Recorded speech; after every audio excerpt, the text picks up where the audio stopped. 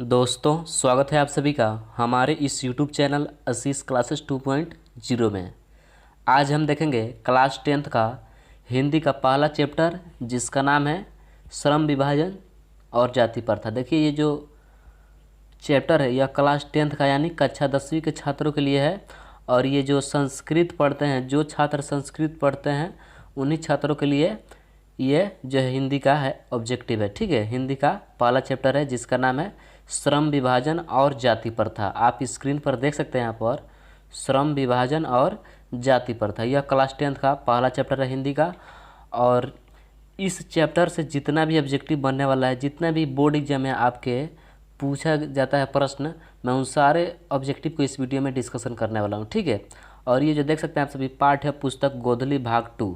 आप समझ सकते हैं यह जो है संस्कृत जो छात्र पढ़ते हैं उन्हीं छात्रों के लिए है। ठीक है, जो छात्र उर्दू पढ़ते हैं उन छात्रों के लिए यह नहीं है। उन छात्रों के लिए नॉन हिंदी आता है जिसे हम किसलय कहते हैं। ठीक है, तो ये संस्कृत वाले छात्रों के लिए है। तो चलिए चलते हैं, प्रश्न को हम देख लेते हैं। यहाँ पर जो पहला प्रश्न है, बाबा साहेब भीमराव अंबेडकर का जन्म किस राज्य में हुआ था? बाबा साहेब भीमराव अंबेडकर का जन्म किस राज्य में हुआ था? और ये जो प्रश्न है 2019 सेट ए में पूछा हुआ प्रश्न है, आप यहाँ पर देख सकते हैं। तो option A Bihar, B Madhya Pradesh, option C Gujarat और ऑप्शन डी महाराष्ट्र। तो यहाँ पर जो पहला प्रश्न ये बहुत ही वीवीआई प्रश्न है और इस प्रश्न का जो आंसर होगा वह क्या हो जाएगा? बी हो जाएगा, मध्य प्रदेश। देखिए, जो बाबा साहेब थे इनका जो जन्म हुआ था वह मध्य प्रदेश के महू में हुआ था। यहाँ पर देखिए मध्य प्रदेश दिया है, तो ये भी आपका ऑप्शन जो है सही होगा। यहाँ पर महू भी दिया है, महू मध्य प्रदेश, महू यहाँ पर दिया गया तो वो भी सही होगा। ठीक है, तो यहाँ पर जो पहला प्रश्न है इसका जो सही आंसर होगा वह बी हो जाएगा, मध्य प्रदेश। चलिए 2 नंबर प्रश्न को हम देख लेते हैं। 2 नंबर जो प्रश्न है बोला जा रहा है यहाँ पर, भीमराव अंबेडकर का जन्म कब हुआ था? यह भी काफ़ी इम्पोर्टेंट प्रश्न है। बोला जा रहा है भीमराव अंबेडकर का जन्म कब हुआ था? ऑप्शन है 14 अप्रैल 1881 ईस्वी में, ऑप्शन बी 14 अप्रैल 1891 ईस्वी में, ऑप्शन सी 14 मार्च 1881 ईस्वी में और ऑप्शन डी 14 अप्रैल 1871 ईस्वी में। तो यहाँ पर 2 नंबर जो प्रश्न है ये काफ़ी इंपॉर्टेंट प्रश्न है और ये देखिए यहाँ पर ये 2019 और 2020 में पूछा हुआ प्रश्न है। तो यहाँ पर 2 का सही उत्तर क्या जाएंगे? 14 अप्रैल 1881 ईस्वी में। देखिए यहाँ पर जो इसका आंसर होगा वह 14 अप्रैल 1891 ईस्वी में इनका जन्म हुआ था। Right answer option number B हो जाएंगे। चलिए अगला प्रश्न को हम देख लेते हैं। यहाँ पर अगला प्रश्न आप सभी देख सकते हैं स्क्रीन पर। बोला जा रहा है भारत में बेरोजगारी का मुख्य कारण है। भारत में बेरोजगारी का मुख्य कारण है तो क्या है? ऑप्शन है जाति प्रथा, बी दहेज प्रथा, ऑप्शन सी अशिक्षा और ऑप्शन डी भ्रष्टाचार। और ये भी जो प्रश्न है 2019 सेट में पूछा हुआ प्रश्न है। तो यहाँ पर 3 का जो सही आंसर होगा वह जाति प्रथा होगा। ठीक है, यानी ऑप्शन नंबर ए है वह बिल्कुल सही आंसर हो जाएगा। चलिए यहाँ पर जो अगला प्रश्न यहाँ पर बोला जा रहा है, श्रम विभाजन और जाति प्रथा पाठ अम्बेडकर के किस भाषण का हिंदी रूपांतरण है? देखिए ये भी काफ़ी इम्पोर्टेंट प्रश्न है। बोला जा रहा है श्रम विभाजन और जाति प्रथा पाठ अम्बेडकर के किस भाषण का हिंदी रूपांतरण है? ऑप्शन है the caste in India, their mechanism, option B annihilation of caste, option C Buddha and his Dhamma और ऑप्शन डी यहाँ पर इनमें से कोई नहीं। और ये जो प्रश्न है 2018 सेटे में पूछा हुआ प्रश्न है। तो 4 का सही उत्तर बी हो जाएंगे। ठीक है, annihilation of caste, right answer हमारा बी हो जाएगा। चलिए अगला प्रश्न को हम देख लेते हैं। यहाँ पर अगला जो प्रश्न है देख सकते हैं आप सभी। बोला जा रहा है आधुनिक सभ्य समाज किसके लिए श्रम विभाजन को आवश्यक मानता है? आधुनिक सभ्य समाज किसके लिए श्रम विभाजन को आवश्यक मानता है? ऑप्शन है अपनी स्वार्थ सिद्ध के लिए, ऑप्शन बी कार्य कुशलता के लिए, ऑप्शन सी जातीय उत्थान के लिए और ऑप्शन डी इनमें से कोई नहीं। और ये भी जो प्रश्न है 2018 सेटे में पूछा हुआ प्रश्न है। तो यहाँ पर 5 नंबर जो प्रश्न है ये काफ़ी इंपॉर्टेंट प्रश्न है और इस प्रश्न का जो आंसर होगा वह बी हो जाएगा, कार्य कुशलता के लिए। ठीक है, राइट आंसर हमारा बी हो जाएगा। उसके बाद 6 नंबर जो प्रश्न है बोले जाति प्रथा भारत में बेरोजगारी का एक प्रमुख एवं प्रत्यक्ष कारण बनी हुई है क्योंकि? ऑप्शन है यह इच्छित पेशा चुनने की अनुमति नहीं देती है, ऑप्शन बी पृथक पेशा चुनने का बाध्य करती है। और देख सकते हैं और भी ऑप्शन मैं आप सभी को दिखा देता हूँ। ऑप्शन सी यहाँ पर कार्य कुशलता से कोई मतलब नहीं है, और ऑप्शन डी उपरोक्त सभी। तो यहाँ पर 6 नंबर प्रश्न था, इस प्रश्न का जो आंसर होगा वह डी हो जाएगा, उपरोक्त सभी। ठीक है, राइट आंसर हमारा डी हो जाएगा। उसके बाद देखिए अगला जो प्रश्न है, बोले रहे भाईचारे का संबंध दूध और पानी के मिश्रण सा क्यों बताया गया है।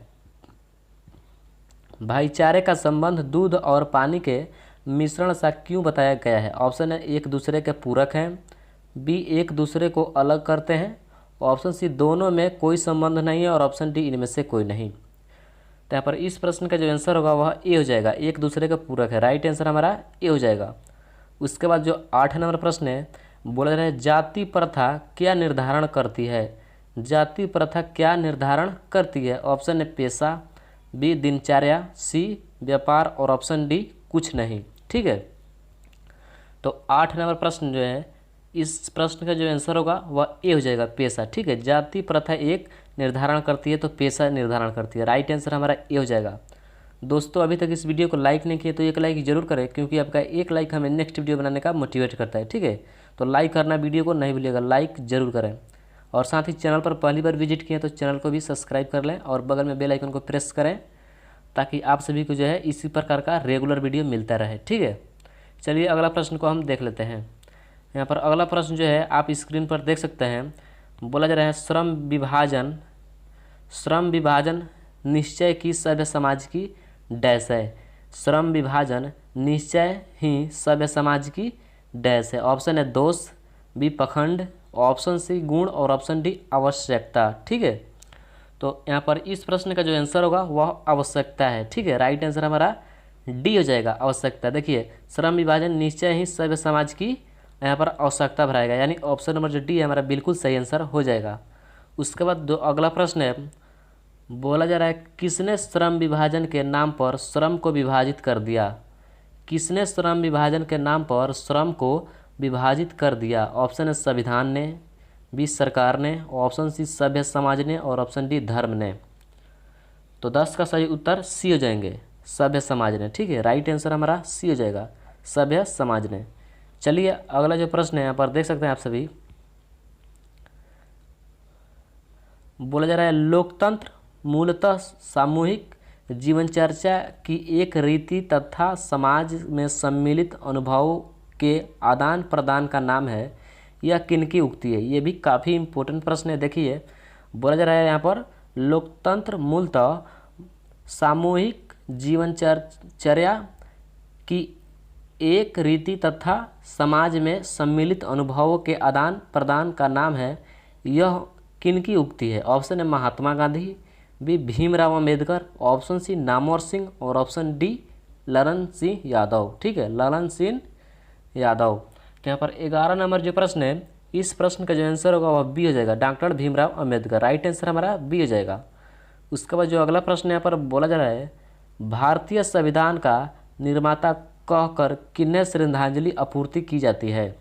देखिए यहाँ पर बोला जा रहा है 12 नंबर प्रश्न, भारतीय संविधान का निर्माता कहकर किन्हें श्रद्धांजलि आपूर्ति की जाती है। ऑप्शन है Bhimrao Ambedkar, B Mahatma Gandhi, option C Pandit Jawaharlal Nehru, और option D doctor Rajendra Prasad. तो 12 नंबर भी जो प्रश्न है ये भी काफ़ी इंपॉर्टेंट प्रश्न है, और इस प्रश्न का जो आंसर होगा वह ए हो जाएगा। ठीक है, डॉक्टर भीमराव अंबेडकर। चलिए अगला प्रश्न को हम देख लेते हैं। यहाँ पर अगला जो प्रश्न है, बोला जा रहा है जाति प्रथा को यदि श्रम विभाजन मान लिया जाए तो यह संभाविक विभाजन नहीं है, क्योंकि देखिए ये भी इम्पोर्टेंट प्रश्न है।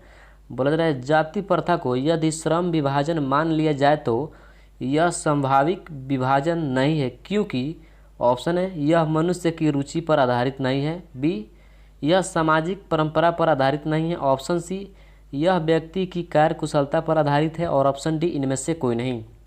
तो 13 का जो सही आंसर होगा वह ए हो जाएगा। ठीक है, यह मनुष्य की रुचि पर आधारित नहीं है। राइट आंसर हमारा ए हो जाएगा। चलिए अगला प्रश्न को हम देख लेते हैं।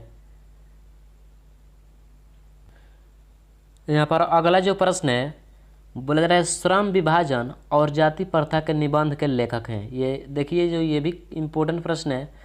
बोला जा रहा है श्रम विभाजन और जाति प्रथा निबंध के लेखक है, तो कौन है? ऑप्शन है Hazari Prasad Dwivedi, B Amarkant, option C Bhimrao Ambedkar और ऑप्शन डी नलिन बिलोचन शर्मा।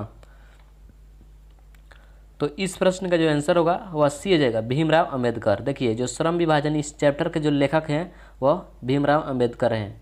श्रम विभाजन जो चैप्टर है यानी पहला जो चैप्टर है इसके जो लेखक हैं वो कौन है? तो भीमराव अंबेडकर। राइट आंसर हमारा सी हो जाएगा।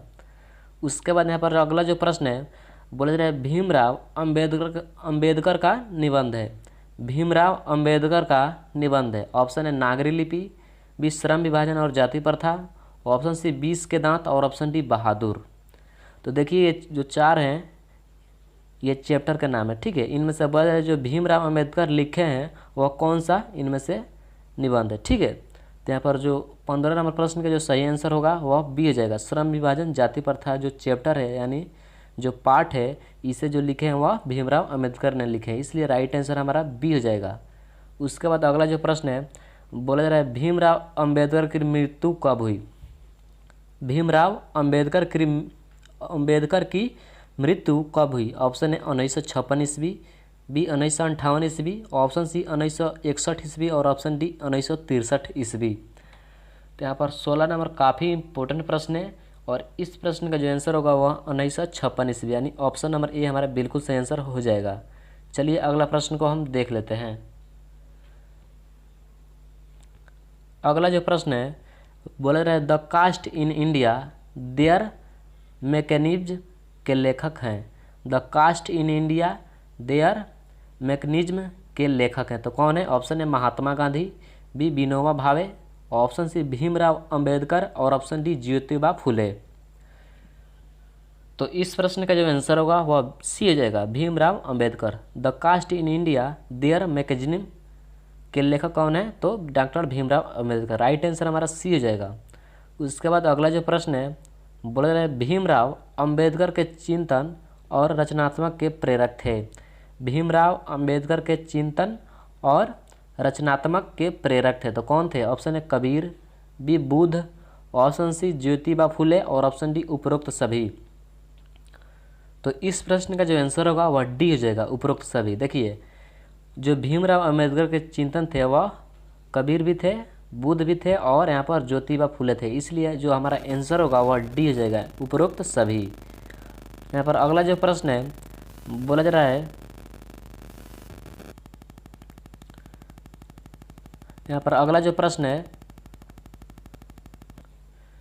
अगला प्रश्न यहाँ पर बोला जा रहा है श्रम विभाजन और जाति प्रथा किस विधा की रचना है? श्रम विभाजन और जाति प्रथा किस विधा की रचना है? ऑप्शन है निबंध, बी कहानी, सी आलेख और ऑप्शन डी डायरी। तो इस प्रश्न का जो आंसर होगा वह निबंध होगा यानी ऑप्शन नंबर ए हमारा बिल्कुल सही आंसर हो जाएगा। उसके बाद देखिए जो 20 नंबर प्रश्न है बोला जा रहा है जाति प्रथा का सबसे बड़ा दोष क्या है?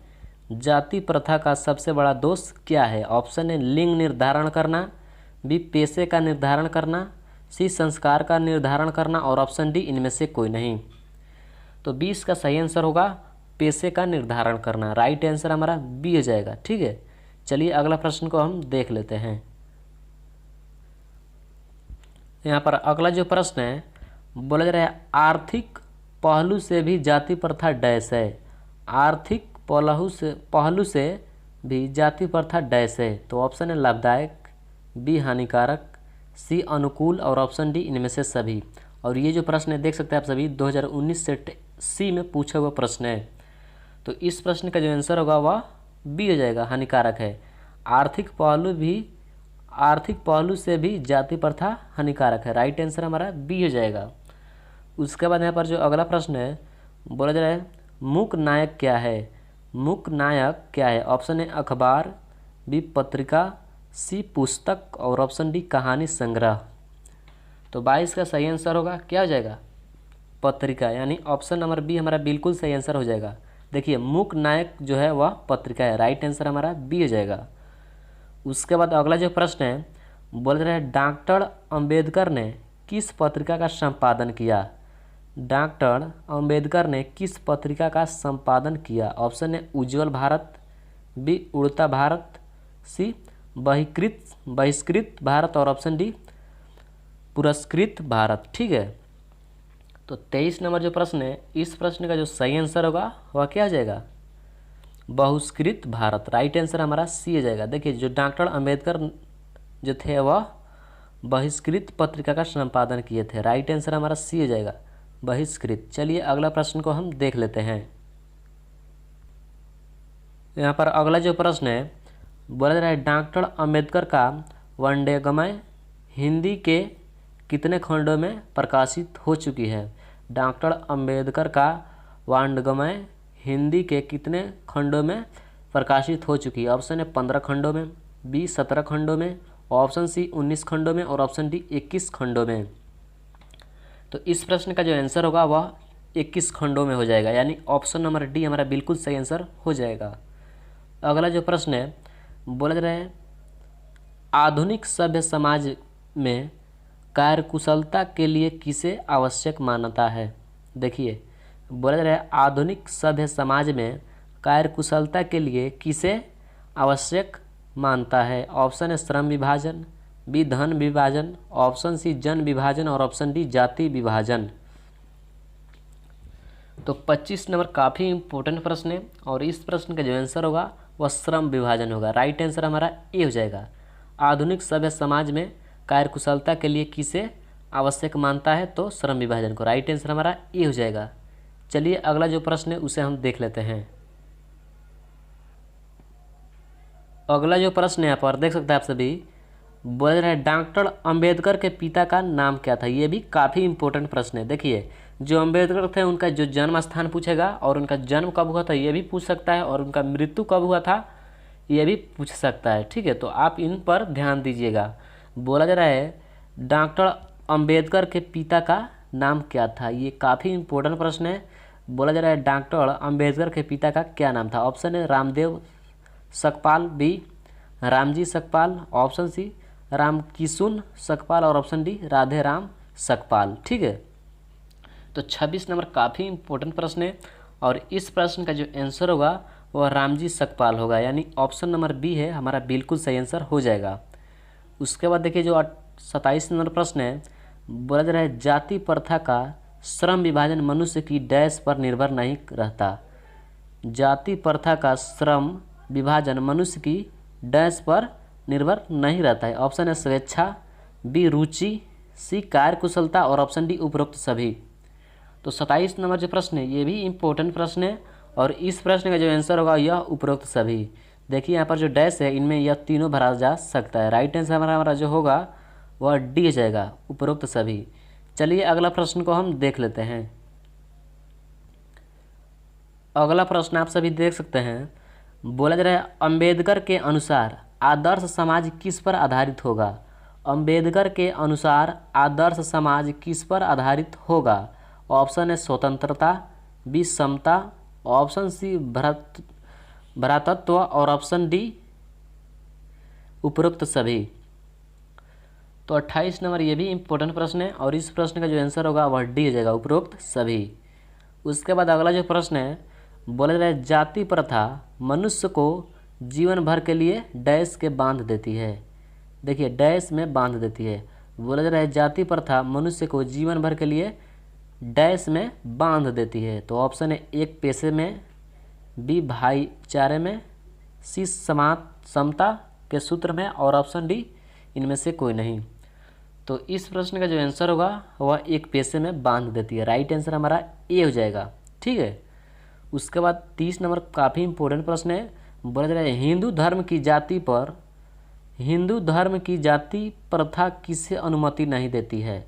हिंदू धर्म की जाति प्रथा किसे अनुमति नहीं देती है? ऑप्शन है आपसी संबंध की, बी पेशे चुनने की, ऑप्शन सी देखिए जातिगत पेशा परिवर्तन की और ऑप्शन डी परंपरा उल्लंघन की। तो इस प्रश्न का जो आंसर होगा वह पेशे चुनने की। राइट आंसर हमारा बी हो जाएगा। देखिए हिंदू धर्म की जो जाति प्रथा किसे अनुमति नहीं देती है? तो पेशे चुनने की। राइट आंसर हमारा बी हो जाएगा, पेशा चुनने की। चलिए अगला प्रश्न को हम देख लेते हैं। दोस्तों अभी तक आप सभी अगर इस वीडियो को शुरू से लेकर अंत तक देख लेते हैं तो आपके जो मैट्रिक एग्जाम में प्रश्न पूछे जाएंगे वह इससे एक भी प्रश्न जो है बाहर नहीं पूछे जाएंगे। ठीक है, तो आप वीडियो को शुरू से लेकर अंत तक अवश्य देखें। यहाँ पर बोला जा रहा है 31 नंबर प्रश्न, भाईचारे का दूसरा नाम क्या है? भाईचारे का दूसरा नाम क्या है? ऑप्शन है समूह, बी श्रम, सी राजतंत्र और ऑप्शन डी लोकतंत्र। तो इस प्रश्न का जो आंसर होगा वह लोकतंत्र होगा, यानी ऑप्शन नंबर डी हमारा बिल्कुल सही आंसर हो जाएगा। उसके बाद देखिए यहाँ पर जो बोला जा रहा है, अंबेडकर की दृष्टि में भाईचारे का वास्तविक रूप कैसा होता है? अंबेडकर की दृष्टि में भाईचारे का वास्तविक रूप कैसा होता है? ऑप्शन है पानी और नमक के मिश्रण की तरह, बी दूध और पानी के मिश्रण की तरह, ऑप्शन सी तिल और तंडुल के मिश्रण की तरह और ऑप्शन डी पानी और चीनी के मिश्रण की तरह।